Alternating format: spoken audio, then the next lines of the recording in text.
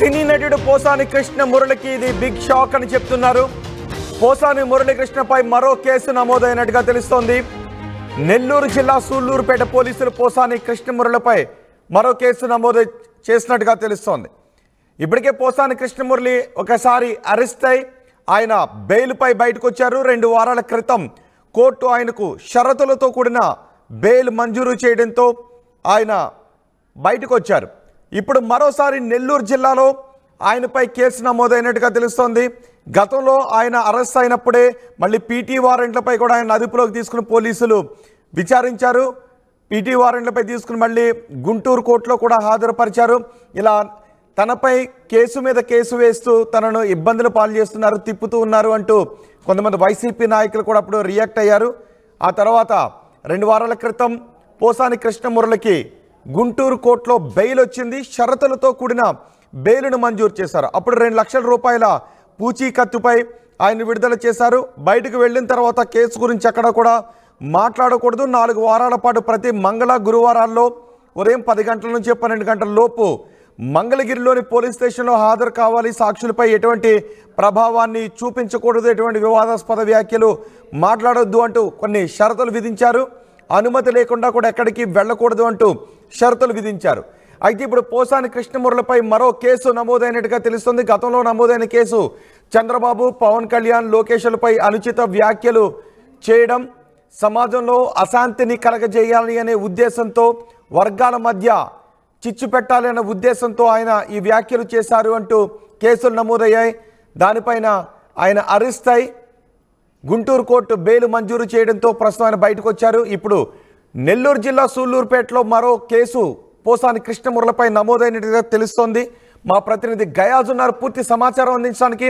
Guys, ఇప్పుడు తాజాగా పోసాని కృష్ణమురళిపై నమోదైన కేసు వివరాలు ఏంటి? రోహిత్, ఉమ్మడి నెల్లూరు జిల్లాలోని సూళ్లూరుపేటలో కూడా పోసాని కృష్ణ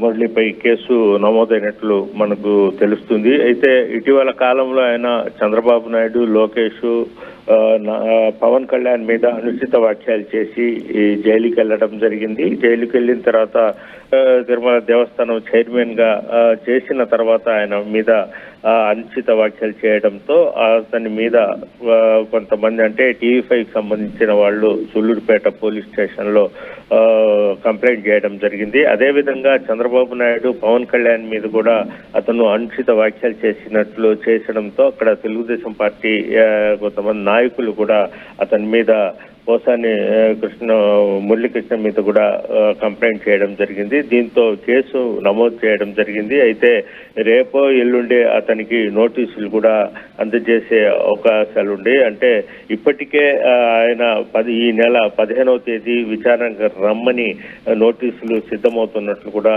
సమాచారం. అయితే సూళ్లూరుపేటలో అతని మీద కేసు నమోదవడం జరిగింది. అయితే రేపో ఎల్లుండి అతనికి నోటీసులు అందే అవకాశాలు ఉండే. రోహిత్, అంటే ఈ కేసు సూళ్లూరుపేటలో నమోదు చేయడానికి కారణం ఏంటి? ఈ కేసులో కంప్లైనెంట్గా ఎవరున్నారు, ఎవరు ఫిర్యాదు చేశారు? ఇందులో అరెస్ట్ చేసే అవకాశాలు కూడా ఉన్నాయి. గతంలో చంద్రబాబు, పవన్ కళ్యాణ్, లోకేష్లపై ఆయన కొన్ని కమెంట్స్ చేశారు, అందులో అరెస్ట్ కూడా అయ్యారు. ఇప్పుడు టీటీడీ చైర్మన్పై కొన్ని అసభ్యకర వ్యాఖ్యలు చేశారని అంటున్నారు. ఫిర్యాదు ఎవరు చేశారు? నెల్లూరులో కంప్లైంట్ రిజిస్టర్ కావడానికి కారణం ఏంటి? అరెస్ట్ చేసే అవకాశాలు ఉన్నాయా? టీవీ5 చైర్మన్ నాయుడు ఆయన తిరుమల దేవస్థానం చైర్మన్ అయిన తర్వాత పోసాని అనుచిత వ్యాఖ్యలు చేయడం జరిగింది. అయితే దీని మీద సూళ్లూరుపేటకు చెందిన టీవీ5 రిపోర్టర్ కంప్లైంట్ చేయడం జరిగింది. అంటే టీవీ5 రిపోర్టర్ గా పనిచేస్తున్న సూళ్లూరుపేటకు చెందిన అతను కంప్లైంట్ చేయడం జరిగింది. దీంతో పోలీసులు కేసు నమోదు పరిచారు. ఆ కేసులోనే అతనికి నోటీసులు అందజేస్తామని కూడా పోలీసులు అయితే చెప్తున్నారు. రోహిత్, రైట్ గయాస్, పోసాని కృష్ణమురళిపై మరో కేసు నమోదైంది. ఇప్పటికే పోసాని గతంలో చంద్రబాబు, పవన్ కళ్యాణ్, లోకేష్లపై చేసిన వివాదాస్పద వ్యాఖ్యల నేపథ్యంలో ఆయనపై పలు పోలీస్ స్టేషన్స్లో కేసులు నమోదు కావడంతో ఆయన్ను అరెస్ట్ చేశారు. పీటీ వారెంట్లపై చాలా పోలీస్ స్టేషన్స్ కూడా తిప్పారు.